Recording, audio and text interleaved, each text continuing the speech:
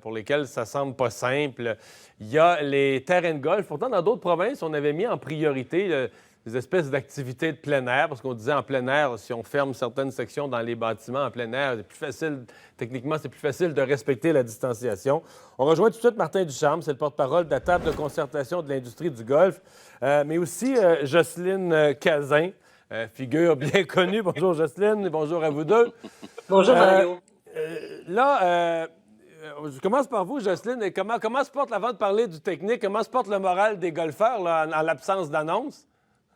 Écoutez, on vit d'espoir. On a bien hâte parce qu'on voit les terrains en plus qui sont mais vraiment au maximum de leur beauté. Je ne sais pas si c'est un lien avec le fait que personne n'y touche, mais de toute façon, les surintendants n'arrêtent pas de travailler les terrains, les verts. Donc, les terrains sont magnifiques. Alors, on a encore plus le goût de retourner sur le terrain, vous comprenez. Donc, on essaie de s'encourager puis de se dire que ça s'en vient, ça s'en vient, ça s'en vient, mais on a hâte. Oui.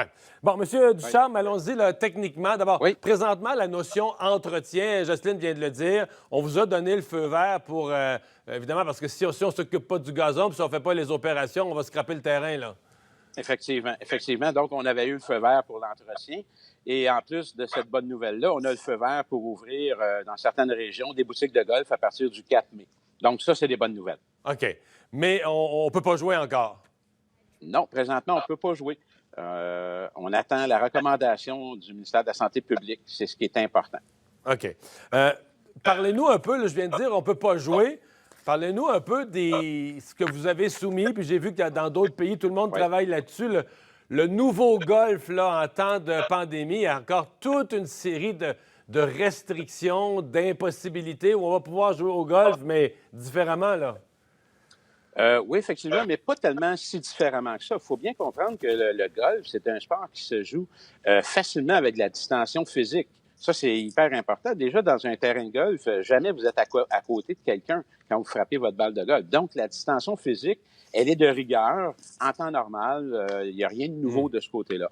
Et ce qui n'y a rien de nouveau non plus, c'est que les gens, présentement, sont déjà habitués à la distanciation physique.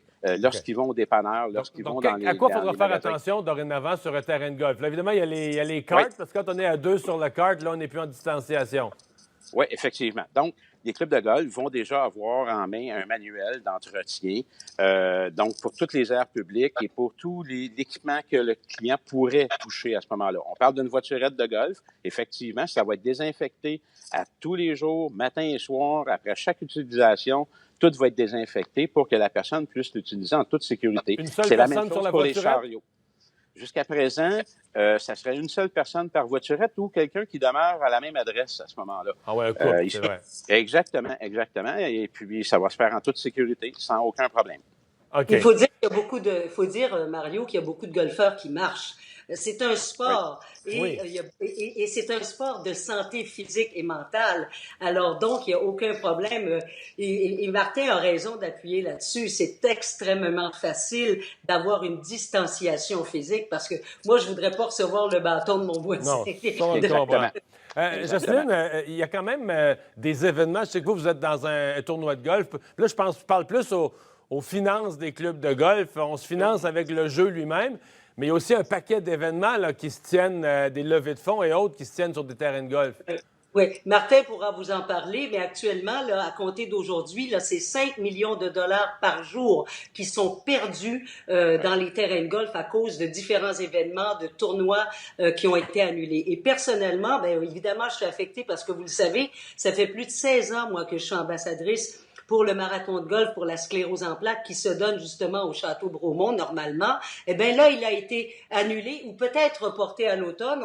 On vit d'espoir encore une fois et on espère qu'on pourra peut-être le remettre. Mais c'est quand même plus de 70 golfeurs, c'est 300 000 $ juste pour ce marathon de golf. Il y a une centaine d'employés qui ont été mis à pied partout à travers le Québec là, en ce qui concerne la sclérose en plaques. Bref, c'est sûr que ça a des conséquences sur plein d'événements. Oui.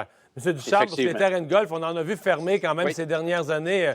Juste, moi, je regarde dans la région, ça arrive sud, il en ferme quasiment un par année parce que les finances, c'est pas facile ces années-ci. Il faut faire attention. Il faut faire attention, M. Dumont. Les terrains de golf qui ont fermé dans les dernières années. C'est l'immobilier qui est trop payant. C'est des projets domiciliaires. Oui, je sais. OK? Ça, c'est important de bien le souligner. C'est vrai. OK? C'est pas parce que l'industrie du golf ne se porte pas très bien. OK. Mais quand même, OK? une année noire comme ça doit vous inquiéter quand même, là, si Bon, on c'est perd sûr des que semaines là, au début. Puis... c'est incroyable. Regardez, on a 2,48 milliards en PIB. OK? Et à ce moment-là, Jocelyne l'a bien mentionné, c'est 5 millions par jour à partir d'aujourd'hui. J'ai un club de golf qui m'a appelé ce matin, là, dans la banlieue ouest de Montréal, puis il m'a dit, Martin, puis il avait le gros moton dans la gorge. Il dit, c'est 120 000 qui vient de sortir de mon compte de banque ce matin. Écoute, on n'a pas de liquidité présentement.